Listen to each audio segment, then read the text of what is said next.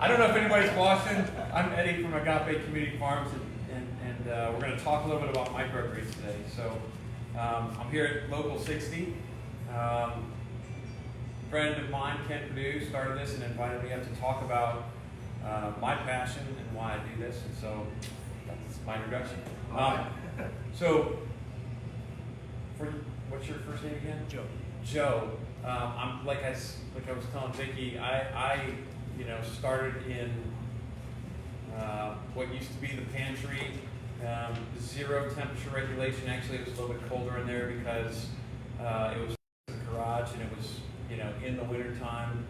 I had a little junky halogen light that I had found somewhere in the house that I had wired up with a hanger to hang approximately 6 inches over the tray.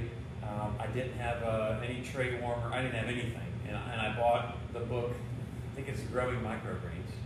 I can't remember. I should have brought it. I have the reference, and it was put the microgreen seeds on top of the soil, wet them down. Some people put paper towels on them. Some people don't. We'll talk all through that, right? But then 7 days later, you've got a plant that's already germinated, that's a ½ inch tall. You throw some light on it, and then 10 to 12 days later, you're able to harvest it. And so I ate the heck out of this that New Year's, shortly after New Year's, and I was forcing my family to eat it too. And it was kind of funny. That was the first wrong turn, right? Don't force your family to do anything that you love because they're already going to be resistant. I got a 17, a 15, 19, 17, and 12-year-old. And my wife continually tells me, this is your thing, Eddie, this is your thing. Well, babe, this is our thing. No, this is your thing. So the good thing about this being my thing is I can sustain this. And right now, so my operation has grown from kind of that bootstrap to still a bootstrap. The only thing I've done differently is I've got kind of racks like those in my basement, 2 of them, with 2 lights on it each. And I buy the lights. There's so many people growing marijuana right now that you can find crazy amounts of lights. I don't have anything but a normal T5. I think it's called a Sun Blaster. You probably look them up. They're 4-foot bulbs, and I've got 2 of them hanging over each shelf.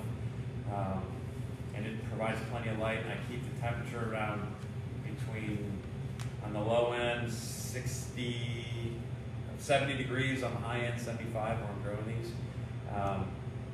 And again, and I'll talk through the process, but it's maybe a 12 to 14 day process. On the long end, 14 days for some of the seeds that you buy. First of all, starting with seeds, I purchase either from mums. Now there's seed producers worldwide, and a lot of the big microgreen growers they'll order direct from Italy sunflower seeds. They'll order direct from Canada some of the Nebraska seeds. I'm not that huge, so I'll go into either mums or it's called True Leaf Market. I don't know if you've researched them at all. They've got a good bunch of seeds, and True Leaf is here in the States, and they charge you zero free shipping for anything over $50 that you ordered. It's easy to spend $50 in seeds. Mums, since they're in Canada, I pay almost as much as I pay for the seeds that I purchase in shipping. When you do the math, I've gone through them because a couple of the guys that I've watched grow order from mums. Mums, if they get a good batch of, let's say, black oil sunflowers, which I don't have here today, they'll order, like several hundred pounds of one batch of seed because they like how it germinated, they like how it grows, they like the end plant, right? So that's the high end. If we're gonna start in our closets, I would recommend buying from True Leaf and just experimenting and see where it goes. With peas and sunflowers and some of the other like fava beans, they recommend to soak it. You have to soak peas, you have to soak sunflowers, and that's anywhere from 12 to 24 hours, again, depending on the type of sunflower seed that you have. So I'll soak for 12 to 24 hours, and at about, when I'm ready the next day, I'll go out in the garage and I have, these trays that I bought are, I I would recommend buying the right, here's the other thing. I'd recommend buying the right things up front. So these trays are real, they're a stiff tray versus they call these 10 by 20s, right? And so the more rigid 10 by 20 trays are going to last you a lot longer, because you have to wash these after every time you plant. You have to sanitize them. A little bit of bleach and hot water. You sanitize them. Well, if I go, Lowe's actually has some good ones too in the springtime. But if you buy, kind of the 50 trays for, whatever, 50 trays, $50 from Planters downtown. I don't know if you guys go to Planters downtown. They'll sell the flimsy trays and they're not real good. They'll last you a season, but you'll end up throwing that away. So I have found that, and this is what all of the growers say, buy the right equipment. Don't buy a lot of it at first, but buy the right equipment first, and then just because you're going to have it, right? And so for me, this has been just like everything you guys do, it's trial and error, and just learning a little bit more each week, and I still learn more. The reason I don't have sunflowers here today is because the soil was a little too wet, right? For the second week in a row, you plant the seeds. So let me go back, right? So after soaking, basically I take a coffee can of soil and lay it down in here and smooth it all out, and then you actually press it down. So you press the soil down. And this is a mixture. What I grow in is about, I think it's maybe 75% peat. And so it says on the bag that it's sustainable. I don't know where they're getting the peat from that's sustainable, but just peat moss, regular, buy a big bag of that. And then I used to buy Kellogg's soil, and Kellogg's doesn't ship out here anymore for some reason. They're only, it seems like they're in Arizona and California now, and nothing here. So I try to stay, I don't use anything that's got chemicals. So I don't use any Miracle Grow. I don't use anything that's got a booster of any kind. I would rather, quite frankly, go right down the street here to, what do they call? 12 acres. No, the guys that do the compost for Kansas City. Oh, KC Compost. KC Compost? Yeah, KC Compost. Yeah. And get a bag or get a truckload. For me, it's a truckload of their, just their black compost that I would use. And I would probably use, what's it? 75% peat, 25% of that compost, and I mix it in a bin. And I'll just have that bin kind of ready and waiting, and I got 2 bins stacked on top of each other, because when I'm in high production, it's like, just like anything else, is how much you prepare for, right? So the system of microgreens is I gotta be efficient. I'm a dad, I got 3 kids, my wife, none of them help me out. I'm a consultant during the day, and I'm managing outdoor crops with this as well. So it's no joke, the Midnight Farmer thing comes in where it's like, man, I gotta get this done if I wanna produce enough for him, or for the store here, right? Or just for the farmer's market, or for my family. So I have the soil pre-mixed and ready. Peat is really dry when you get it out of the bag, so I wet it down as well. So it's a damp peat, which will freeze in the wintertime if you keep it in the garage, so be careful with that. So compact your soil mixture, and then with the larger seeds that have been soaked, I'll drain them, and then literally, you guys can see how these, pea seeds essentially are, there you go, you can even see it online now if you're there, but they are, I take a handful of the seeds, literally it's 2 handfuls, and just spread it out like that, and then there is almost no light in between the seeds. With sunflower seeds, you can actually stack them so you don't see the dirt. So what do? Just lay the seed right on the top? Lay the seed on the top. Do you push it down? Yep, and then you stack them.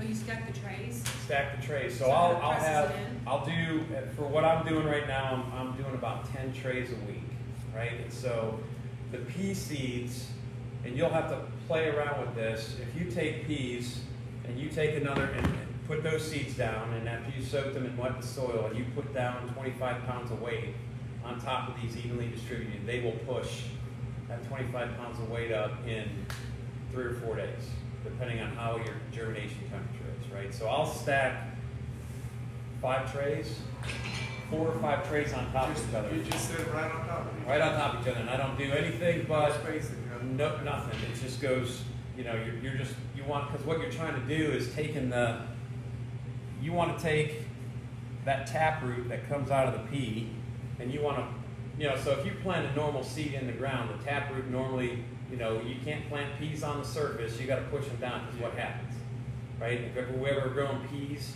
right, you see them, oh my gosh, the pea is sticking straight up out of the ground, you actually see the pea up hovering above, because there's not enough weight, we didn't plant that pea seed deep enough, right, because there's not enough weight on it. So with these, I got, I don't know, 1,000 pea plants right here. The more weight I can put on it, the faster it's going to drive that taproot down. And then nature takes over, and God does His work where, yep, sure enough, the leafy part starts coming up north. And so what I'll do is I'll have these stacked, and so I'll plant in 4 to 5 days later. You can even go 5 days. At around 70, 75 degrees, 75 high end, 70, 69 low end. And the only reason I know is I bought a thermometer. You know, I got that digital thermometer hanging right there, and these are grown for me down in my furnace room. So it's cool enough in the summertime, warm enough in the wintertime that it's just right, right? And then if you even have a humidifier on your furnace, there's going to be natural humidity in there as well. So I'll let these rest stacked for 4 days, and then uncover them, and then they go right under the lights. And anywhere from 3 to 4 to 5 days later, they're ready to go. Yep. So do you cut it that keeps growing? No. So I said I gotta go get a knife. It's one cut and done. Okay. So this essentially turns into compost. This will be compost as soon as I take it home. It's going straight out to the compost pile. Just need a regular knife. I'll go get it. You don't need to right now. I do want to show you guys. I will say that what Eddie just said about stacking them is brilliant, because a lot of people will get rocks. Some people will get cinder blocks and put it on there to use as a weight. But, you know, cinder block, you've got possible chemicals in there. A rock, you don't, but it's hard to find a rock that's 10 by 20. But being able to use stacked trays on top of it, I think is a brilliant way to do it. And so I'll still have a top tray full of seeds though. And so what I've noticed is peas will push up more weight uniformly. So I'll put my peas on the bottom, then sunflower on top of that. On top of the last sunflower tray, because now I've got 4 trays or 5 trays stacked on top of each other, I'll have a tray of sunflower seeds. I bought kitty litter and put it in a tray, another 10 by 20 tray, and that forms a uniform, it's almost like sand weight that's going to For the very top. For the very top. Okay. Yep. Because I was getting. And so I don't know what the weight is on the bottom tray of all of those trays plus the kitty litter, but I will tell you that the current batch of sunflowers that I had, if I was to put those on the bottom, they would not push the weight up. The peas, however, and these are speckled peas. I grow speckled peas or done. I started with done peas, and then there was I couldn't find any more done peas, and then there was a craze on the market for speckled peas. So I bought the speckled peas. So they will push all the weight up that you put on. It's pretty amazing. And I've got pictures of most of this on the website. Yeah. If you guys want to see, if you guys want me to send it to you, I could show you that too. Well, I was gonna ask you, if you were just, starting out, if you wanted to try, your luck at it, like one tray, then I guess you put the kitty litter on there. Yeah. And so my sisters are growing, right? And I've got a sister, my eldest, Mary. She grows, but she's got that artistic flair to her. So I'm kind of like, I've drug my knuckles throughout my whole life. I don't really care how it looks. Like I care about how it looks and how it tastes. She wants to she cares about how it looks, and so she's found cool little trays and has figured out innovative ways of making it look beautiful on her countertop, right? And she's like, she has a light that's in her closet that she'll stack all this or wherever it's at, but then it comes out and then it looks really pretty on her countertop, just germinating and growing. And so she'll cut it, and then it still looks nice. So And it's all online too. They've got a lot of people doing a lot of neat things. Whether it's, I've seen actually there's somebody here that I met in Parkville that produces the light tower. I don't know if you've seen those. So if you want a garden and you only own an apartment, there's a light tower full of shelves, and it's perfect lighting essentially that you can grow microgreens, you can grow whatever you want on this. So they're out there. Or start seedlings in it. Yeah. So what is your best grow light? The Sun Blaster, it's the Sun Blaster T5, I think is what it is. It's 4 foot long, and it's one single bulb, and it's got a reflective, it's a grow light, it's for growing. I went away from, even though they're called T5 Sun Blasters, they're not like the T5s you'll buy down at Lowe's or Home Depot. Because that's a T5 that you'll buy at Lowe's or Home Depot. The Sun Blaster, the Sun Blasters almost looks exactly the same, but I think it's a little bit more intense, right? It's produced from some grow facility in Arizona. Arizona's got a lot of my products in terms of my materials, my trays, my lighting is coming out of Arizona for some reason right now. It's just where they're at. So those are the large microgreens with the stacking. The small microgreens, there's no soaking. The seeds are tiny. So this is a salad mix. It's got kohlrabi, cabbage. What else is in here? Arugula's in here, and there's one more. It might be broccoli, and it's real pretty.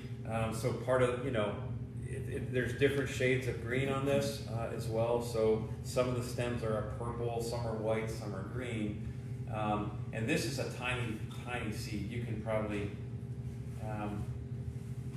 Yeah, they're either lettuce seed. It's a lot. It's essentially. I mean, we've all grown broccoli before. You get this massive plant that takes up 3 feet garden space, but the seed is minuscule. Really, it's a mustard seed, right? Yeah. And there's a lot written on the mustard seed. It's so tiny, but it'll become the biggest plant in your garden if you let it go, right? The biggest tree and it will. This is actually Mizuna mustard. I just started growing this. It actually tastes like mustard. It's pretty cool. It's a spicy, tastes almost like Grey Poupon, but it's, and the health benefits of a mustard plant that's, and I wrote, the labels are over there somewhere, but a live, full-grown mustard plant provides something like 386%. 1 cup of a full-grown mustard plant provides 386% of your potassium daily value. So, the selling point of a microgreen is all of that nutrient energy coming out of that seed to make this grow into a very large plant is in here. So the micro, the nutritional value and the selling point of why some of us are here, right? You're going to get 300% of your daily value times how many ever plants you take in a cup, right? And so you can very quickly see what I'm saying? Mm-hmm. So if I let one of these grow to a big, huge plant, and then I cut off one leaf and I chopped it up and I have a cup, it says, okay, this is 386% of your daily value of vitamin K. And then it goes down to vitamin A, which is 118% of your daily value. And then it's 68% of your daily value for vitamin C. And I just memorized this because I wrote the label this morning because I haven't researched for this, right? So, and that's off of a source. It's called Dr. I don't even know what his name is, Dr. Kale. I forget what his name is. Yes. Because a lot of folks will come and ask me, well, they're fact checking me. Well, where are you getting your facts from on this? Well, there's a ton of people writing on it. If we find I know that there's a lot, right? The naturalist doctors are out there, and there's a lot of sources to help you guys if you're growing and you want to label it.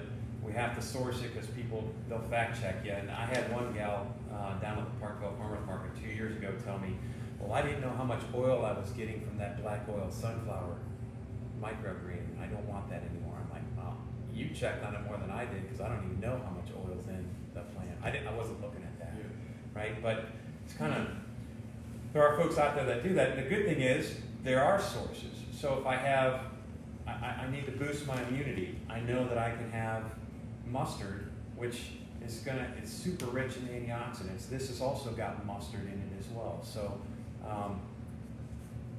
the nutritional value was really the selling point for me. And then how can I use them? It is pretty amazing. Let me talk to you guys a little bit. So with these mini micros, I don't call this a true micro. This is more on the borderline of a baby plant, right? And so why? Do you guys know why they're called microgreens? What differentiates a microgreen from a normal plant? Because they're small. Yeah, they're micro. And it's a green, Yeah. but the microgreen is truly. Micro mini. So if you take a look at these, there's only, set it down, or you can pass it around whatever you want. There's only 2 leaves, right? And so those are the cotyledons. Those are the leaves that encapsulate the actual growing. Those are the first 2 things that shoot up, and their job is really bore through the soil, give me some sunlight, so now I can start this photosynthesis thing and really start growing, right? And so we harvest the microgreens, and they're called microgreens because you're harvesting them at the cotyledon stage, right? So sunflowers, peas are the only ones that we don't have a cotyledon on, a true cotyledon, but every other plant that I grow will have a cotyledon stage, and that's where you cut it off. If you let it go further, some chefs like it, right? Some chefs like, I talk about, go ahead. No, that there is, I thought Ray said, your chefs, they buy the littler. They'll buy both. I don't know, what does Jonathan buy? Go buy a mix of them. It all depends on what he's making. And they like the color, they like the texture. Yeah. Some have asked me to grow kale.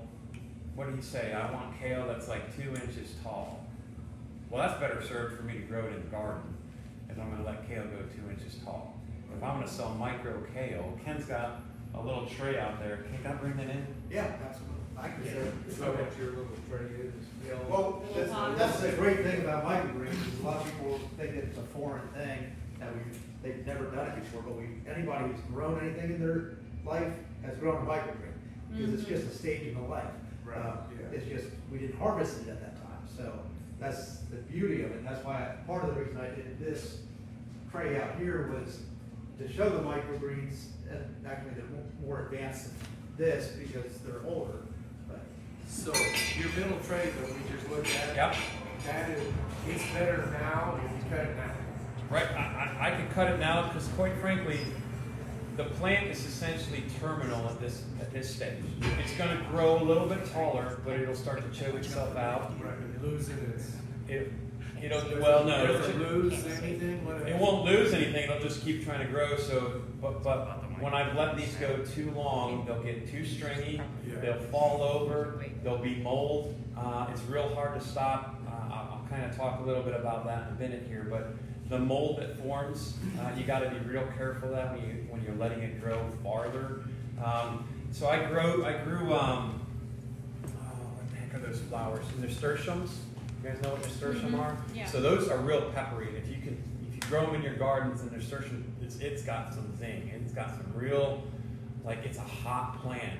It takes 3 weeks to get it to the stage that people want to buy it, and it takes a long time. And the seed density, you got to play with that too. I planted them so close together that they snuffed each other out because the nasturtium grows up and it keeps growing up and up and up, and then it puts out 2 tiny little leaves. Well, that's not what anybody wants. Everybody wants the nice 3 to 4 inch tall microgreen nasturtium with 2 beautiful leaves on it. Okay, so you got to really space that out a little bit.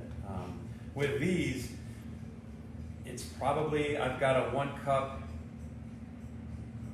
that maybe is an 1/8 cup of seeds that I put in there. And you're gonna have to play with it. Again, go on YouTube, watch some of the young kids out there. They're just showing you, they go to school for this. So they're the horticulture majors, and they got a project from college on growing microgreens, what different medias, and what does it work better if I grow this in fiber? Does this grow, the cocoa fiber? There's some folks growing on cocoa fiber matting.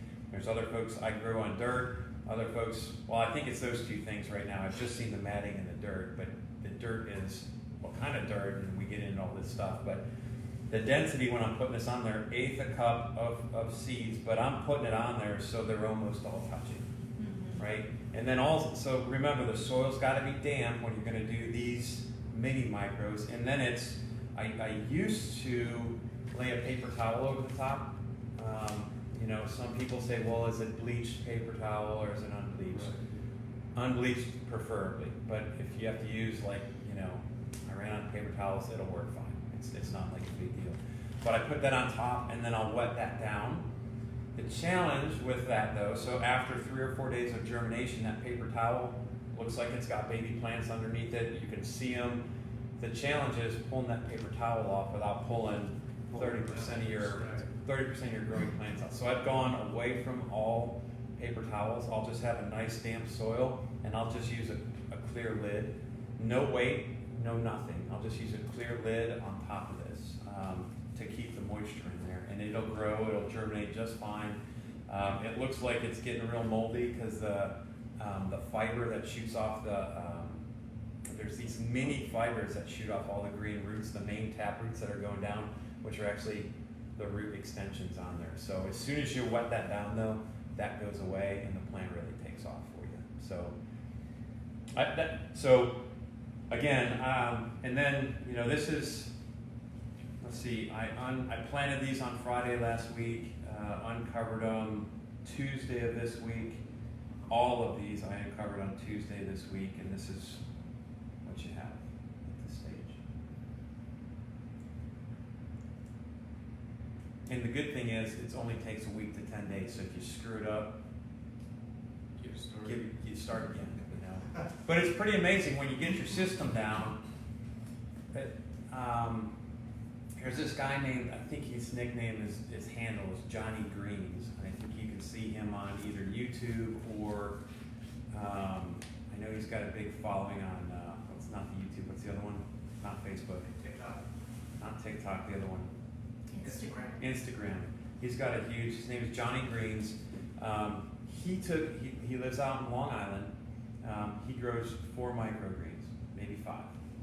He grows peas, he grows sunflowers, he grows broccoli specifically because it helps you with breathing. And so he was a smart entrepreneur when we had this breathing thing come up 2 years ago with COVID, selling the hell out of those. And he grows radish, daikon radish. 4 microgreens. He's pulling in 6 figures right now out of his, he started in his grandfather's basement, and I'll tell you the story. Very simple, but the market was there. What I'm realizing, you can grow as many as you want. They look nice, they smell nice, you feel good about it, but who are you gonna sell it to, right? So what his point is, start with the microgreens that you can master, and then establish your market, and then offer, oh, I'm growing Mizuna mustard, or I'm growing amaranth, which is this beautiful, you guys know what amaranth is? A flower, it grows like crazy gangly, just gigantic, and it gets these beautiful red flowers on it, and they're all seeds, right? So the amaranth seed is tiny and it's yellow, and it comes out, it looks like something off of the, I don't know if you guys, it's got the deepest violet, purplish violet stem. It's so pretty, and the green leaves on top. Chefs love that, and that's a good one. But again, that's one of those that's it's subject to mold a lot, and that's one of the things I was kind of stating off was the seed density is directly correlated. The seed density and the airflow around the plants will keep you'll either grow mold or you won't grow mold, right? So if I have this too dense and I don't have the fan blowing downstairs, this will die before it's 3 days after I uncover it. If I have the fan blowing, there's some wind in there now, and it's not too dense, it's just right. And again, that's trial and error. Then it grows pretty well under the lights for me. So, let me think, what else? What other questions? Any? Regarding the amaranth, just out of curiosity, I had remembered it as a cooler. And is that where it comes from? Do you know if that's where it comes from? So the amaranth? The plant? Yeah. I just grew it because it was a pretty flower that the guy Justin Roner in Phoenix said, hey, grow this in your edible beds. You can actually eat every part of the plant, and it'll take up plenty of space for you. And then I'm like, saw it on MicroGreens, and I'm like, what does that look like? So I bought a little bag, again, from, the 5-ounce bag, whatever. I don't ever buy 1 ounce. I'll buy 5 ounces of something just because the 1 ounce is a throwaway. I know I'm going to mess that up, so I spend a little money to.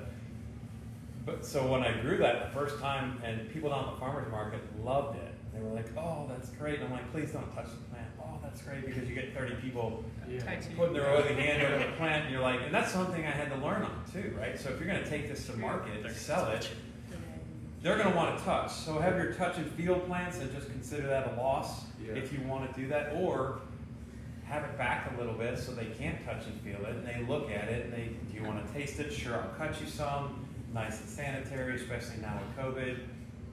But I think if I had to do it over again, and I took everything to the farmer's market like this, right? And there's another guy up in Michigan, and he lives in this little tiny, like a Smithville, up in Michigan, away from Detroit, away from any of the big cities. He started with like 4 trays at his farmer's market, educated the public around him, and now it's like he's got 50 trays a week that he's pushing out or more. And then so at the market, this is $20 for this tray. So I was just gonna ask, you sell the whole tray to them? I would, if somebody wants $50 or they want $20 worth, I'll cut it right in front of them and bag it. Or in your little plastic. bring it in the. And so this, just so you guys know, this is cut yesterday. This will last. I'm talking like 3 weeks in your fridge. I've got a bag that I'm like, geez, I wonder how old that is, and I'm almost letting it go as a science project in my refrigerator right now, and it's still good. There's nothing. It didn't wither at all. There isn't too much water on it. The peas specifically are the ones that will last the longest. Some of these other ones, I would probably cut them off at 2 weeks. They start to yellow. They'll start to smell. I had some folks that I was selling to, they would take a little bit of paper towel and put it in each one of the bags to soak up any of the water that the plant gives off. Because it's a dehydrating effect when you put it in the fridge, right? It's pretty dry. So, What do you cut the greens with? a sharp knife. Sharp knife. Not scissors. Yeah, you don't have. No, and I wish I had the knife here, but I would just hold on to this and literally, Shave. the sharper you get your knife, the better off you're going to be. I was thinking of my Cutco scissors. So it depends. Cutcos are great. Depends on what you're cutting for and how much you're going to use. If you're cutting them for just yourself, the scissors fine. If you're cutting them for production, Then you gotta go. I got to have like all the trays laid out. I got to have and I'll cut the trays and then they'll go into a storage bin. I've got bins that'll fit, and then I'll take them over to the table with the scale set up, and you get about 9 to 10 ounces of peas or 9 to 10 ounces of any of the big greens in this here, right? So that's just, I will try to stick to, so then the price point, where's the price point? I don't know. I know the folks in Long Island are selling microgreens for astronomical prices. Why? Because everybody over there is really worried about COVID and they want to be healthy all of a sudden and they have a lot of money. So, it's that marketing game. Here, I think if I could get $20 for a tray at a higher end farmer's market, I'm doing pretty well. Otherwise, I want to meet the customer and I want to have this type of engagement instead of worrying about how much money we're making. Because I think if we can, this is the corn and bean, we got corn and beans and cattle for miles and miles and miles. And so the challenge that we have is educating the public on how much and how many vitamins and minerals are in this versus that soy packed, vitamin supplement that you're taking on, because I guarantee it's not all what they say it is. If I go back and look at what's in that in that multivitamin, surrounded by soy. I know it is. It's got to be the media that they solidify it with, right? So. I eat gummies, so it's gluten there. There you go. There you go. And you don't know where it's been PSA, post-SA, I get most of my stuff out of New Zealand or Canada because they're not required by any regulation, but anything coming from Canada into the States, they'll process the materials and create, see what they're capable of, and then combine them into a supplement, and they post-assay them, like what's going on with, did it hold its Okay. legitimacy of what it was before it went to the pilot. So knowing where your sources are. And that's part of the reason I remember I talked about mums. That they are very good. The seed producers up there will tell you, this is what it is. This is how much of it we have.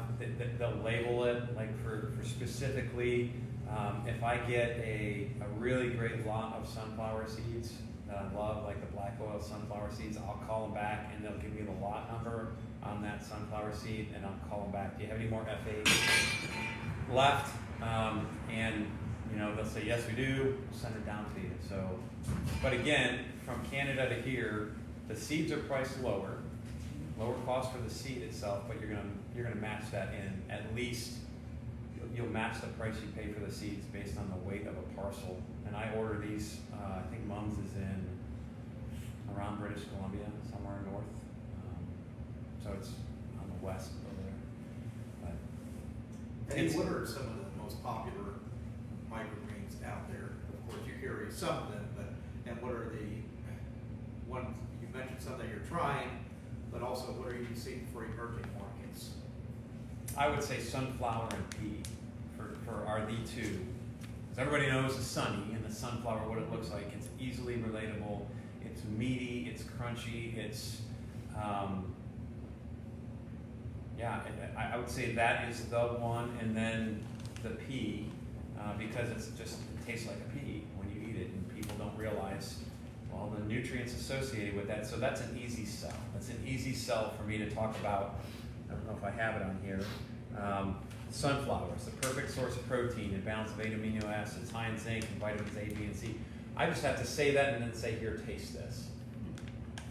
And then all of a sudden it's like, wow, this actually tastes good. It's crunchy. What do you do with it? Well, I'll tell you what I do with them. And thanks for asking. These are great. These are great sautéed in the morning with breakfast, like any of these. The mini micros, because they have a bite. I don't know if you've ever tasted a mini kohlrabi or a mini red cabbage or a mini arugula. Lot of flavor. So you don't want to put too many, but if I take a handful of these and put them in my bowl of soup, chicken soup, that I don't want noodles in because we're trying not to do the gluten thing in my house, this becomes a noodle itself. And it blanches in the hot water by itself. So it's pretty wonderful. Of course, anything, my wife and my kids love the everything bagels from, they're out in Liberty, and it's a really good, it's in the same, I forget, there's a really great bagel place out in Liberty. The bagel with a little bit of cream cheese and some of these on top is perfect. And that's not like, yeah, I know that you're getting the bagel, but you're still getting this. So some justification. Of course, go ahead. Do you put it on raw then on your bagel, or do you still have to cook that? Oh, no, that's raw. I'll eat all of this raw. Or I don't ever, I'm trying to think if we've ever like made them into a vegetable lasagna. We haven't done that yet. It's primarily just been, we either eat them raw, or I've really been like, okay, I've got these old microgreens in my fridge. What am I going to do with them? Take the whole thing, put it in a pot, a little bit of oil on the bottom, and cover it, and a drop or two of water in there, and it steams but sautés, and then I can eat that, in the morning with breakfast. Thinking if you juice them, the nutrient density is going to be off the charts. Yeah. If you juice them. Yeah. It'd be like that wheatgrass. Well, so yeah, there are folks. So I tried the wheatgrass thing here, but selling somebody in Kansas City, Missouri wheatgrass is like going out to California to say, hey, here's this 100% USDA prime beef everything burger, when they're all going away from eating meat out there and they want the, what do they call that? The miraculous burger or something? It's the soy based. Impossible burger. They were just talking about that already. I mean, you're not going to sell beef out there. Well, trying to sell wheatgrass here, and to sell the wheatgrass, you'd have to get the little you know, in Parkville, they're out there doing their marathon or whatever it is. They have their run club, and so they'll come through the market. And I'm saying, how much does one of those wheatgrass presses cost? Well, that's quite a bit of money to, you know, buy the wheatgrass press. But I bet you if we set it up there and said, hey, get your wheatgrass shot, $5 a piece, and you're thinking that, okay, I'm going to cut about that much of the wheatgrass down and make it into juice, add a little apple juice to it. I mean, the money's there. It's just how do you market it? It's, and I don't want to feast on people's needs either. I kind of looked at that. Couple of the folks that are selling out the, you know, I don't know, the moral and ethical Eddie Sedlock says if people are really struggling with COVID-19, educate them on what broccoli microgreens can do, but don't take advantage of their fears. And I know there's a lot of people out there that are really willing to take advantage of our fears, whatever they are, and there's people making a lot of money off of these little plants doing stuff like that. I won't do it.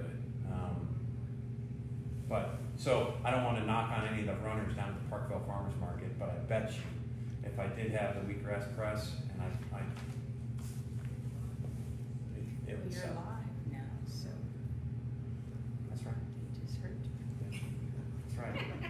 That's right. Do you have a protocol for the water you use or anything? No, I'm just using, actually down in my grow room, I put a separate water line in, so PEX is wonderful. You can do whatever you want with it. If you're a novice plumber like myself, I just ran a PEX line off the cold water, and I have a expandable hose down there with I tested out what type of water wand is the best thing.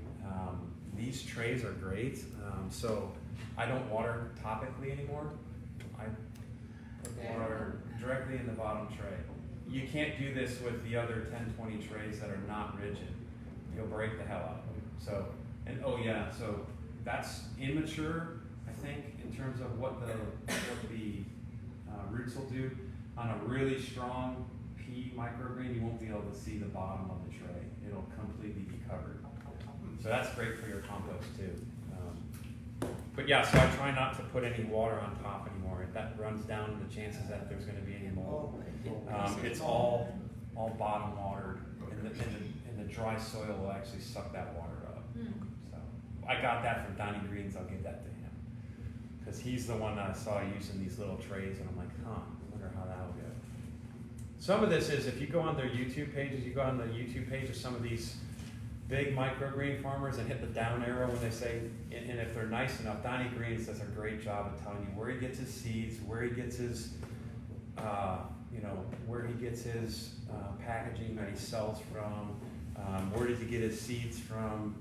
There's some secrets that he won't, but I can give you every secret, every resource that I have. Right now, it's the challenge: how do I make this actually grow in my house and then produce over and over and over again? It's really been, I just told you, I didn't tell you.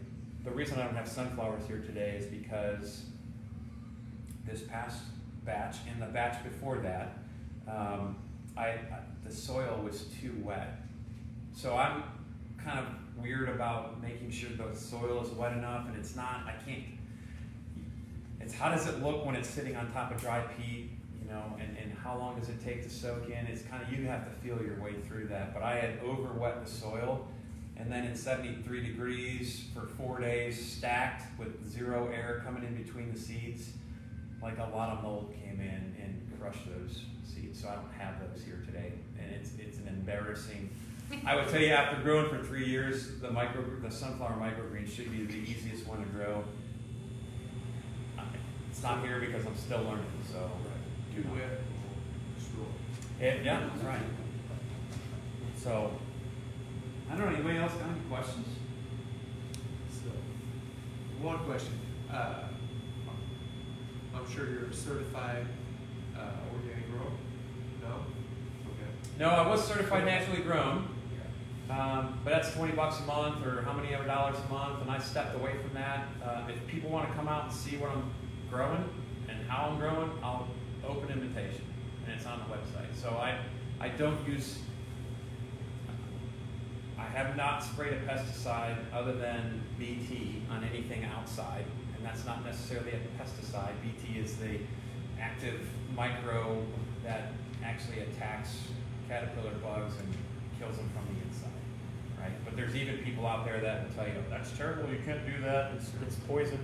I don't use anything outside, and I surely don't use anything indoors, right? In terms of cleanliness, what do I wash, what don't I wash? I will wash this, I won't wash these. I'll just cut, and these go straight into a storage bin. Yeah, just the peas, because there's not a speck of dirt on here, and I know I'm not growing them in a contaminated area.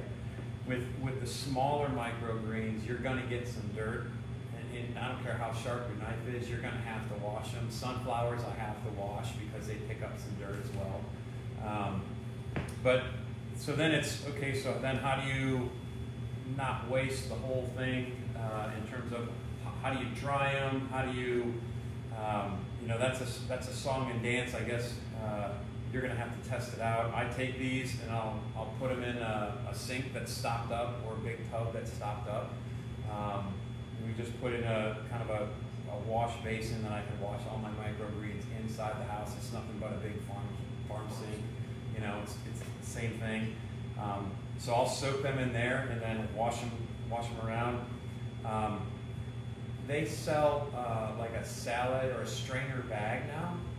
You can look it up and you can buy like a dozen strainer bags for, I don't know, it's like $10 or something like that, $15. I'll put all the wet microgreens in the strainer bag. Kenny's got a salad spinner in the back. I would recommend one of those if you're going to start really pumping these out, but I just stick it in the salad spinner, run it on there, and then lay it out to dry for a little bit, and then package it. Can you spin it too fast? I don't have experience. So with if you don't put these inside a bag, they're going to come out the side of the salad spinner, and you'll lose them. Okay. So I don't think you can spin them too fast, though. You put them in the bag and then spin them in there? Oh, okay. So you gotta have those bags evenly distributed around that basket in the salad Oh, spinner. If we're growing these on, just like you said, you can take your Cutco scissors, and these can be sitting on your countertop. And since you know, I mean, if you need to wash them, then you need to wash them. If you don't, you can just put them straight into whatever you're cooking with. At the farmer's market, when I'm cutting these, you know, people are seeing what's going in the bag, and you know, recommend you guys wash these. You don't have to. Oh, by the way, that little black thing on the sunflower seed is a hull. Don't worry about it; it's not going to kill you. So.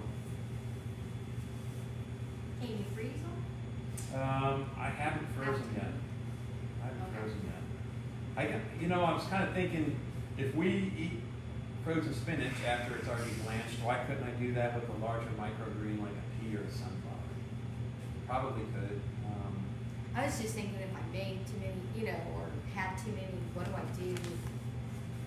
Give them away. Yeah, I was thinking that could Well, be- so again, I mean, if anytime I put these on the stovetop, they go from like that bag of spinach will go down to Right. this, right? So So that is. I sneak it in with my kids; they don't even know they're eating it. I did that with them. It's going to go in with a sautéed green that's underneath their lovely chicken breast or whatever, and they eat it. That's the other thing, is how do you trick our kids to eat some of this? And so it's a difficult thing. My daughter loves sunflowers. My wife loves the peas. If we're making soup, they'll eat the heck out of the small greens. I don't grow the small greens for my house anymore, just because I'm the only one that eats them on top of my salad. If I have extras, I'm going to eat them. They won't go to waste. So. Can we try a sample of the mustard? Yes, you sure can. Kenny, we can stop this if you want, and then I can run across the street. I want to go buy a knife real quick. You want to just real quickly talk about Agape Community Farms? Sure. Not everybody's here when. Yeah, so Agape Community Farms, I started it in 2017. So we bought our house just outside of Parkville, around Lake Weatherby area. I'm not in Lake Weatherby, I'm part of the county, so we have 3 acres. I grew up one of 7 kids and had to grow vegetables to feed the family.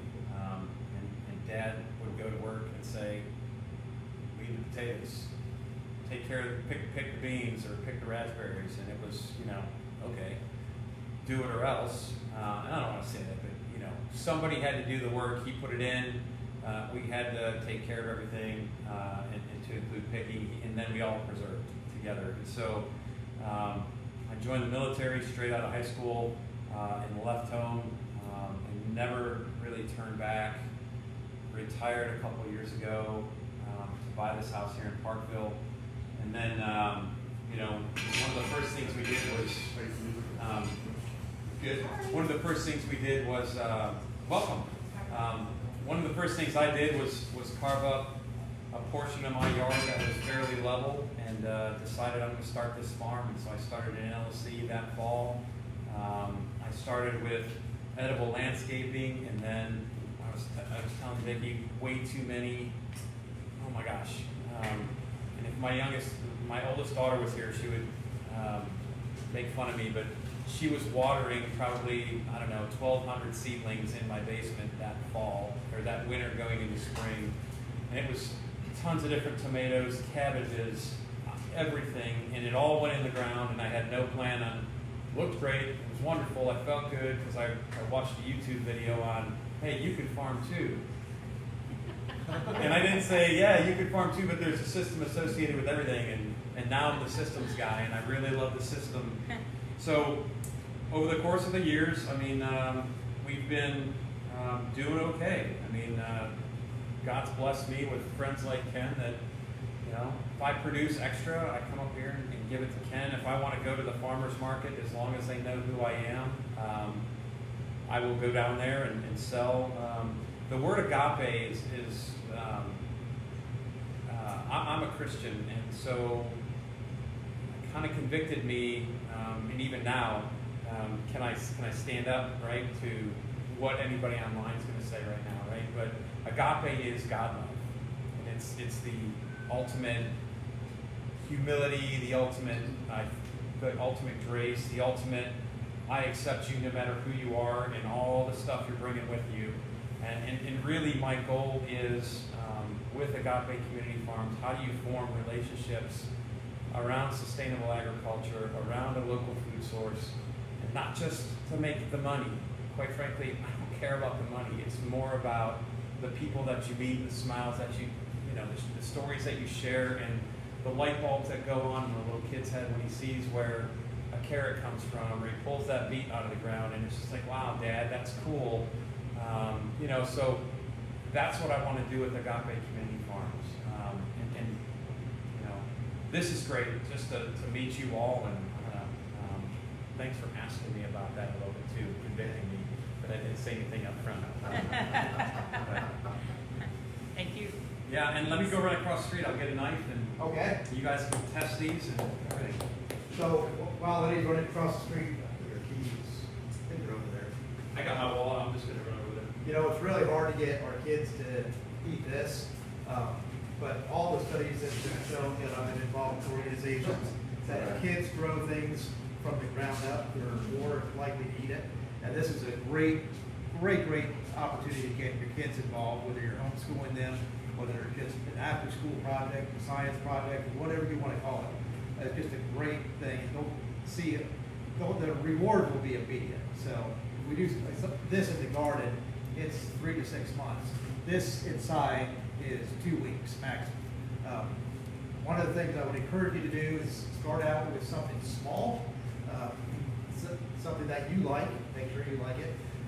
I'm playing around with a few things at home, and I'm learning today from Betty. But like radishes, you could go right across the street to Hacks, and they've got a lot of seeds over there that they're not going to sell the rest of this winter. And Cheryl said that she would give you good deals on it. They're in the back, they're bulk seeds. So like radishes are very quick to turn around. So you can grow those as micros, but you can also, within 3 weeks, it'll be full grown radishes. So it's It's just a great project to do with the kids inside, a lot of nutrition for it. If you do plan on doing it commercially, you probably want to make sure that you understand food safety protocol and maybe write up it's called HACCP plan, which is a hazardous control thing, so you know how it's cleaned. But I encourage you to start out doing it locally or for your personal use, and then progress if you want to progress into some other things. An emerging trend right now that is becoming very popular is hemp as a microgreen. There are regulations around that if you want to. Hemp is not illegal on a federal level, is that correct? It's illegal on It's the federal illegal level. on the federal level, but not on Okay, so on a state level, if you're going to sell it, you do have to have a permit from Missouri Department of Agriculture. You also want to make sure that any hemp seeds are truly hemp seeds and fall below the legal percentage levels for THC and CBD. But research that. It is an emerging trend, but also very healthy. Anything you're growing, research the health benefits of the mature one, and then compound that immensely by the immature levels. These are not sprouts. A lot of people will think that they're sprouts, and they're not. Sprouts are very, very immature plants, highly regulated by the health department. Microgreens fall in that category of the in-between plant. And again, you all grow microgreens at some point. This is just doing it on a much smaller scale in a dense, contained area. So Eddie's going to do some cutting, and let me try some of that. And if there's more questions, just feel free to ask them. Everybody online, we want to thank you for joining us.